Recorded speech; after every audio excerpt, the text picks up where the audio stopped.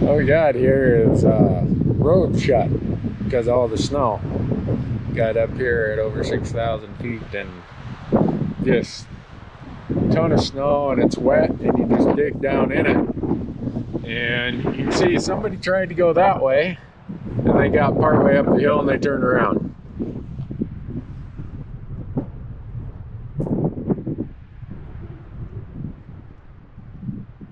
And then nobody tried to go this way. It's drifted shut.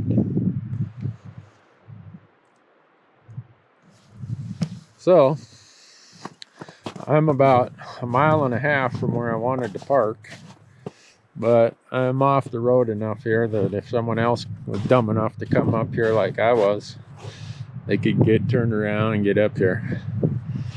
I'm very impressed actually with this Raptor. There's a icy slippery mode, and you put it in that and it just automatically adjusts, so it doesn't let you spin. And I got up here with no chains. I see most of the other tracks people had chains on, so that was worth the investment. Windy. Well, an hour later, and I'm at the trailhead normally you can drive to. So, trying to block the wind here. I guess that means I just added 2 hours each way. Well, no, 2 hours total, 1 hour each way to whatever pack out I might have to do.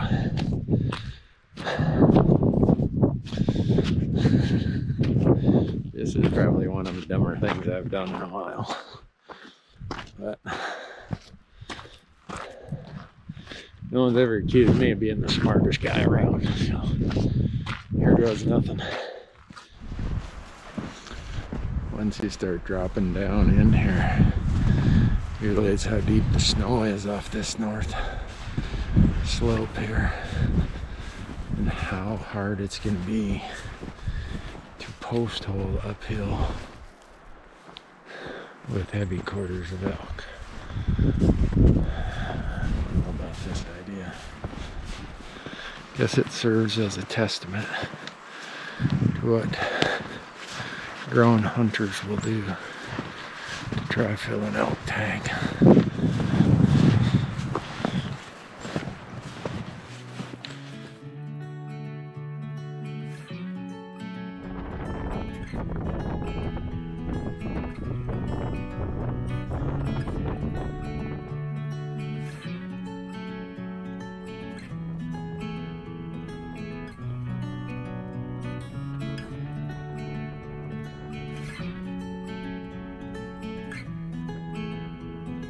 Last night I talked to my wife. I said, "Hey honey, not seeing anything. What do you suppose I should do to keep the audience entertained?" She said, "Well, if you want to make them laugh, you could sing or dance, because you can't carry a tune and you got zero rhythm." So I don't think I'm going to do that. Well, wish I could do a poll. Been up here for almost 3 hours now. The wind is just really smoking.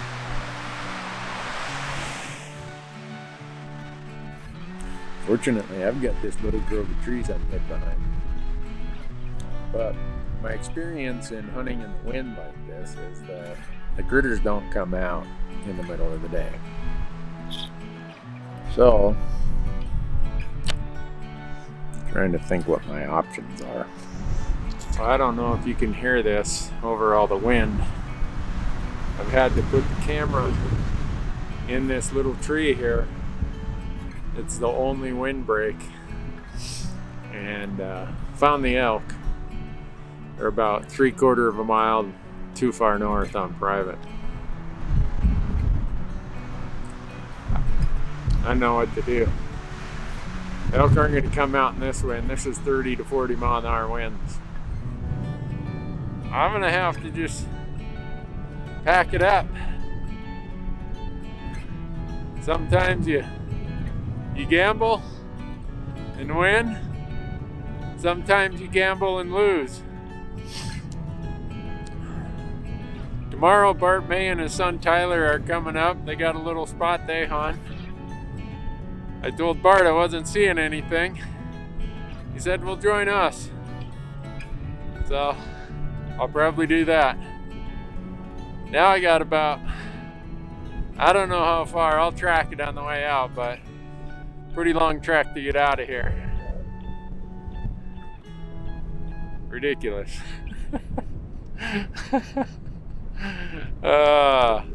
Thanks for tagging along, folks. I can't believe I drug you down this trail. But I'm gonna climb out of here, head on back to the truck.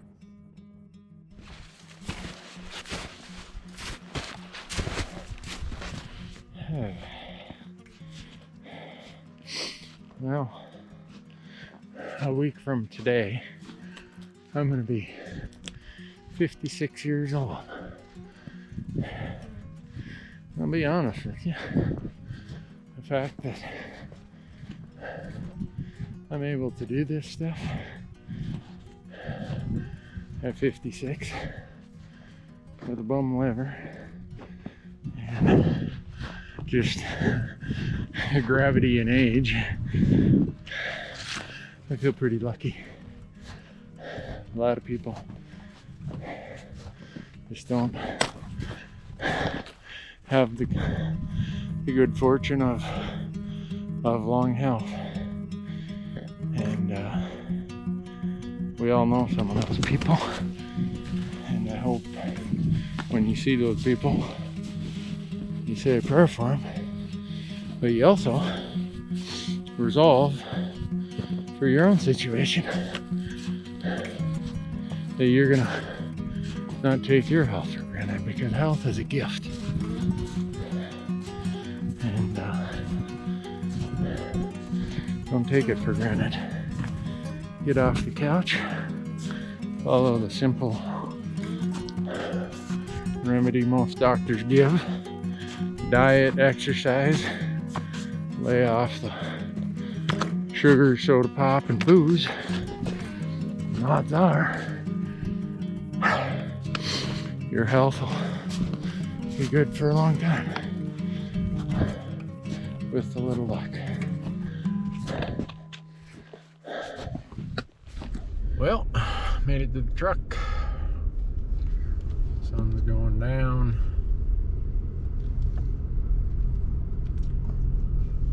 Tomorrow, Tyler May, you don't know this, but you're gonna shoot an elk. It'd be fun. I've known Tyler since he was born.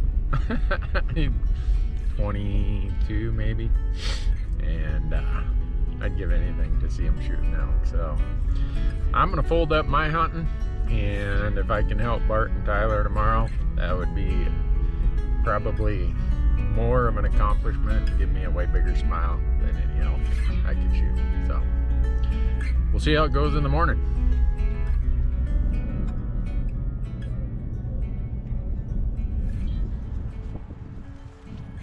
Always fun to break it up and hunt with friends. You guys have heard me say it many times. At this point in my life, the time shared with people is more important than the end outcome. So nice to have a morning where I can hunt with those guys. And then I gotta head home.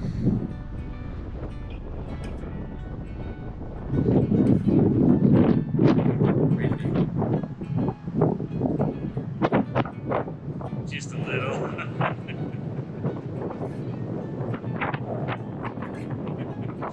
I'm gonna follow Tyler, but he's about 6'10", so it takes 3 of my steps for one of his.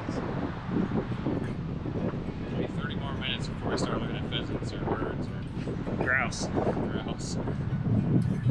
right. Let's go looking.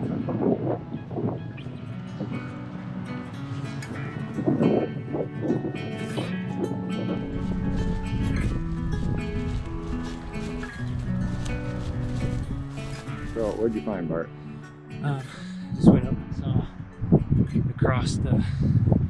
across across the swell there. It's a little ways over there. I could definitely see a pretty good sized rack on one.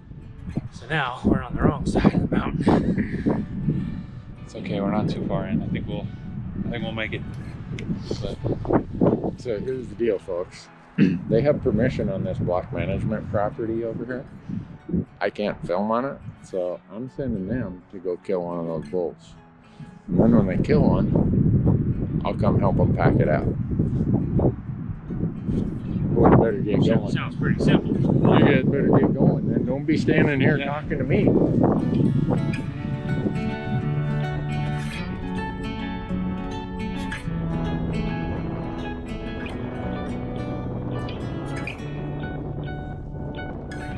Bart and Tyler went the other direction there. A couple bulls, probably a mile and a half away by what Bart was saying. And in Montana, we have this program called the Block Management Program. And it's where private landowners are compensated for the impacts of public hunting. And that property where those bulls are is open to them. They have a permission slip. I'd go with them, but it doesn't allow for commercial activity on block management properties, which is how it should be. No outfitting, no commercial activity, and I'm a commercial activity, so I told them, don't let me hold you up, go get them. So I hope they get over there and they shoot one of them. If they do, go help them pack it out. We won't get it on film. Now it's time to bushwhack up to the peak.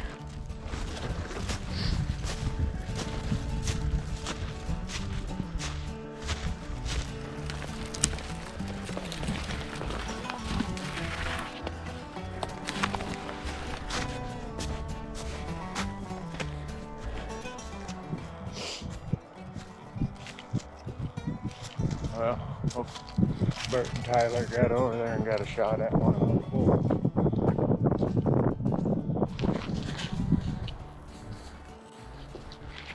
This is almost where you don't want to see an elk. For two reasons. One, in this thick stuff, you'd never get a shot at him. And two, if he was in a place you could get a shot at him, he'd be over there. And that's private.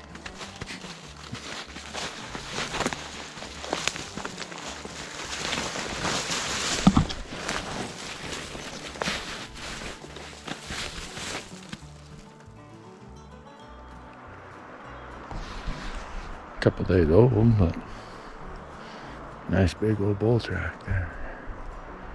Too bad he's not down here standing in an opening. Slippery.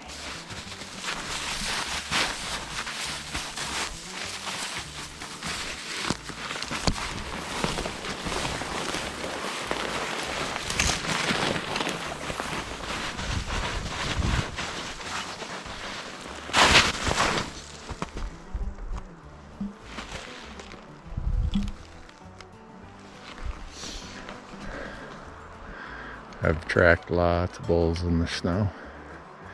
And those three bulls are all headed the same direction. I bet any money it was a bachelor group of three bulls here in this sanctuary area, this back end. But they've moved along somewhere else for the time being.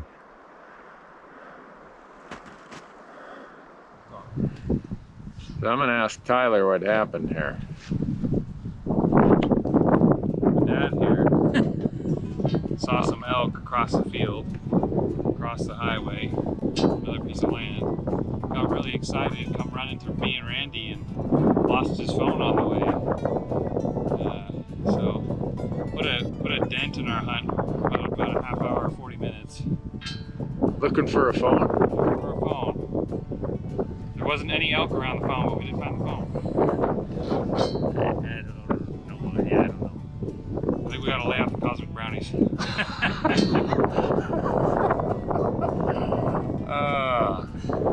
Well, that's the report, folks. They didn't get them, but I think they're going to get them tonight if the wind doesn't blow the hell into another unit.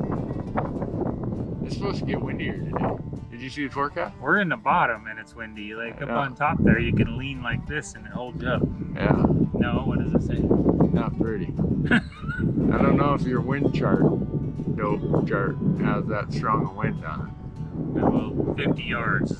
Straight upwind or straight downwind? I don't know. Pretty much.